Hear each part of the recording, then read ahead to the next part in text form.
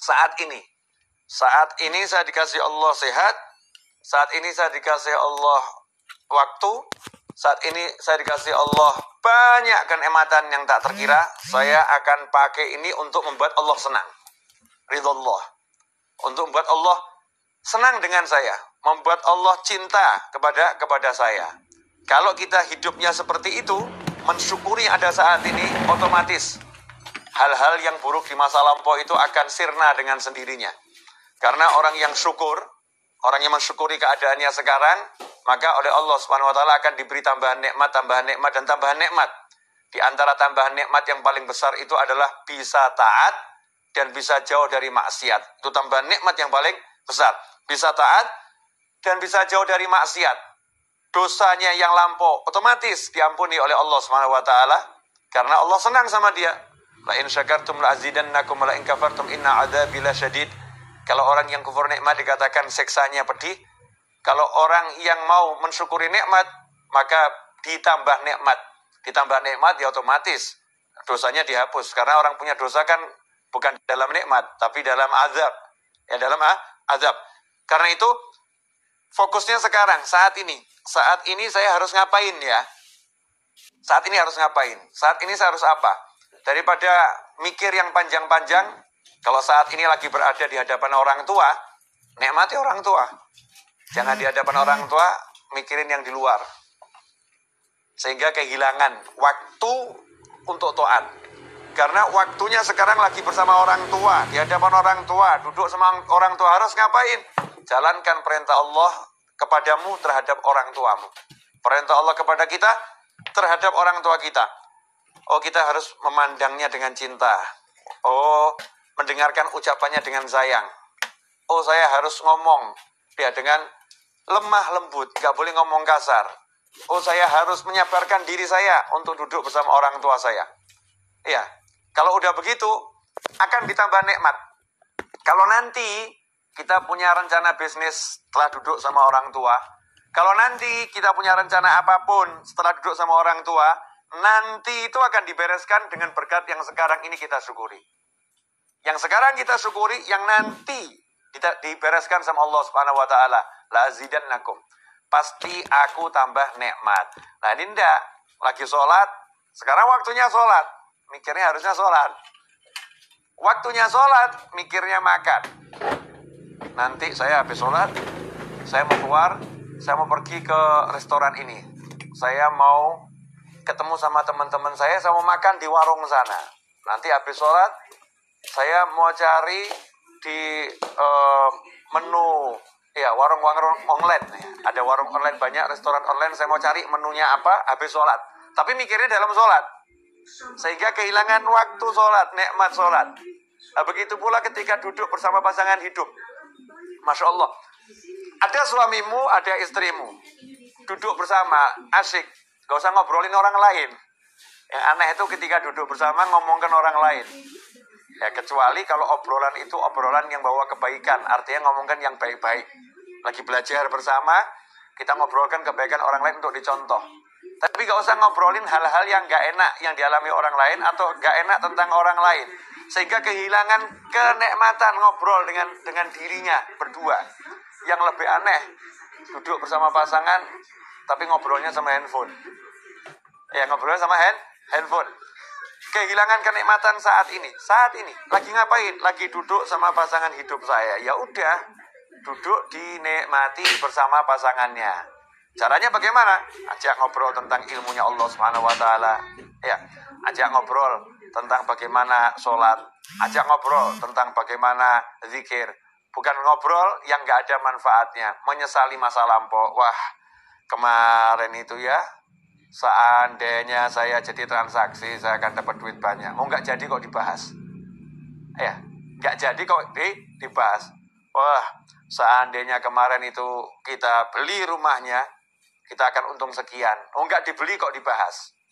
Nggak dibeli kok dibahas. Jadi hidupnya di masa lampau, duduk bersama pasangannya bukan ngobrolkan akhirat, yang diobrolkan al-fulus, wal duit, dinar, wa dirham. Yang diobrolkan cuma uang dan uang dan uang, ad-dunya wa dunya wa dunya. Sehingga gak ada kenikmatan. Dalam obrolan itu bahkan susah rahmat mau turun. Rahmat mau turun itu susah karena obrolannya bukan dalam taat pada Allah Subhanahu wa taala. Coba kalau duduknya itu ngobrol tentang ketaatan.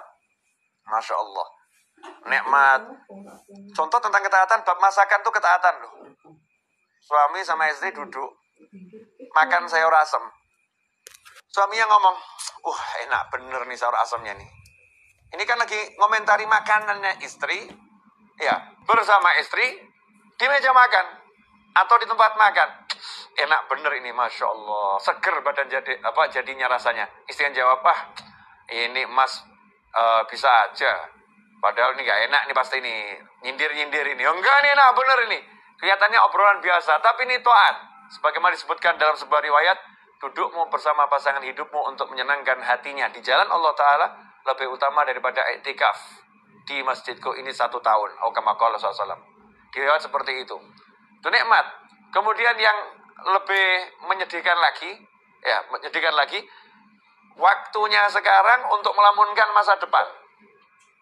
Melamunkan.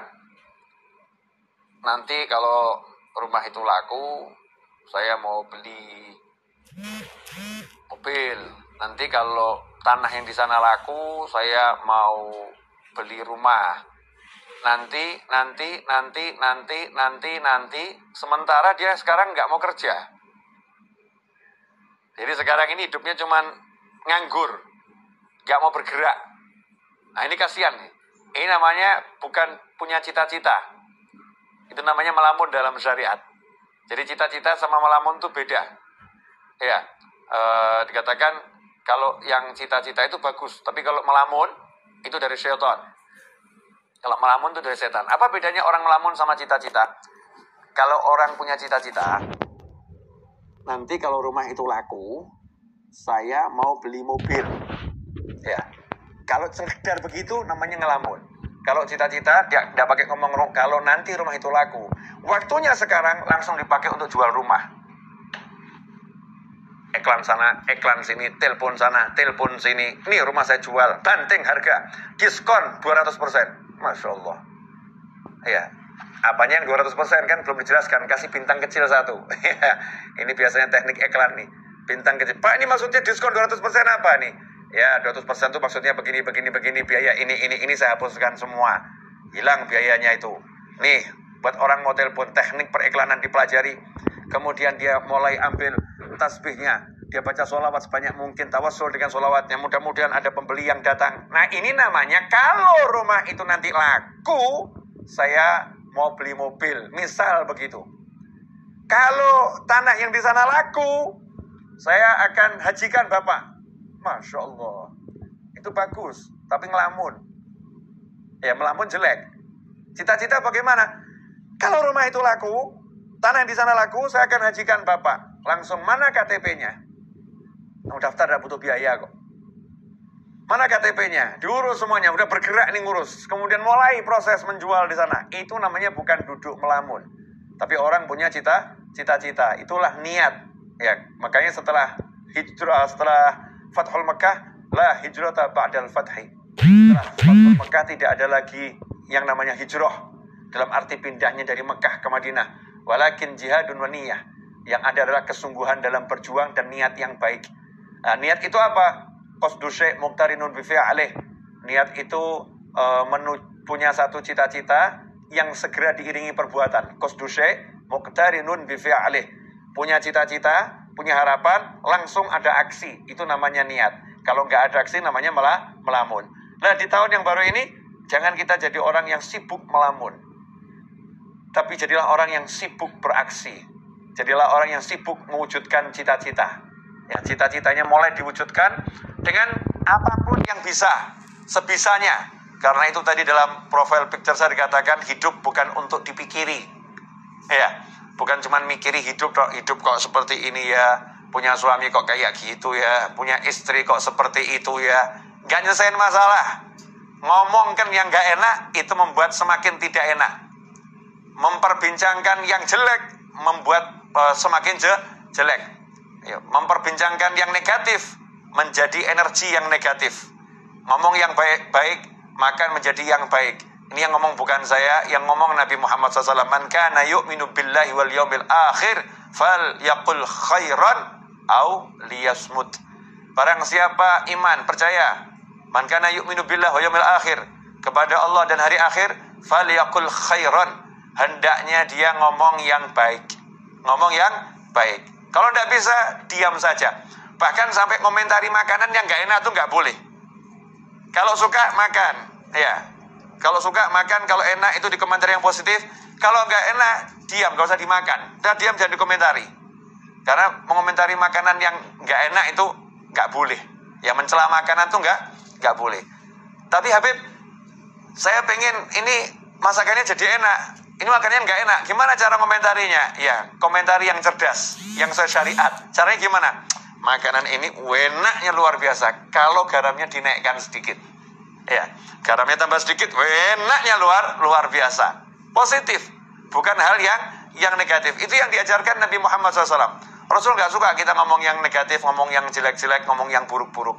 Ngomong yang buruk mendatangkan keburukan. Ngomong yang jelek mendatangkan kejelekan. Suasananya nggak enak, rohaniyahnya nggak enak. Karena itu ikhwani rahimakumullah, hidup bukan untuk dipikiri. Mikirin yang kemarin-kemarin apalagi, Masya Allah. Kemarin saya kok sholat subuhnya terlambat ya. Dulu ya sholat subuhnya terlambat. Mikirin doang. Mikirin tok ya, gak ada manfaatnya. Bukan begitu caranya. Caranya apa? Cukup dengan satu kalimat dalam hati. Kemarin saya banyak dosa, sekarang saya mau banyak taat. Selesai. Jadi bukan waktunya habis untuk mikir kemarin kok sholat subuh begini ya, kemarin ya sholat zuhurnya begini ya, kemarin mikir aja. Waktunya mikir yang tadi itu. Kalau udah untuk aksi, Masya Allah, langsung dia banyak sholat sunnahnya. Tanya sama orang, kenapa kamu banyak sholat sunnah? Wah, sholat saya yang dulu-dulu tidak beres nih. Ini sunnahnya buat tambah ini. Kemudian dia qadha sholatnya. Qadha, kenapa kamu qadha sholatmu? Wah, dulu saya sering subuh nggak sholat nih. Sekarang saya mau qadha sekarang ini. Saya mau qadha sekarang. Jadi bukan hidup dalam lamunan, tapi hidup dalam aksi. Kalau udah hidup kita dalam aksi ketaatan, maka hidup itu akan penuh dengan kenikmatan. Kalau hidup dalam aksi ketaatan, maka hidupnya akan penuh dalam kenikmatan. Karena itu para ulama mengatakan nikmat yang kami rasakan dalam hati ini, nikmat yang kami rasakan dalam hati, kalau para bisnismen, para raja, para penguasa mengerti nikmat yang kami rasakan, mereka akan berjuang untuk merebutnya dari kami dengan apapun yang bisa mereka lakukan. Kalau tahu ya, mereka akan merebutnya dengan apapun yang bisa mereka lakukan. Ya, tapi karena mereka nggak tahu, dan toh kalau tahu juga nggak bisa. Kenapa? Tempatnya di hati. Gimana mau merebut hati? Susah. Yang di hati mau diambil tuh susah, nggak bisa. Bisanya dengan cara melakukan hal yang sama. Kalau mau merasakan nikmat yang dimiliki oleh para aulia usholihin, nikmat yang dimiliki orang-orang soleh, ya tiru aja yang dilakukan orang-orang soleh. Nikmati apa yang dinikmati orang-orang soleh. Orang soleh nikmatnya duduk berzikir, tiru duduk berzikir. Orang soleh nikmatnya duduk baca Al-Quran, tiru duduk baca Al-Quran. Orang soleh nikmatnya duduk cari ilmu, tiru duduk cari ilmu. Orang soleh nikmatnya bersedekah, tiru ya hidup bersedekah. Orang soleh nikmatnya membantu orang lain, tiru bantu orang lain. Dan seterusnya dan seterusnya. Nanti Allah Ta'ala akan memberi kita rasa nikmat seperti beliau-beliau. Dan ketika kita mencontoh pun udah ada nikmatnya. Naik kadarnya, dan terus akan semakin besar. Ikhwani rahimakumullah.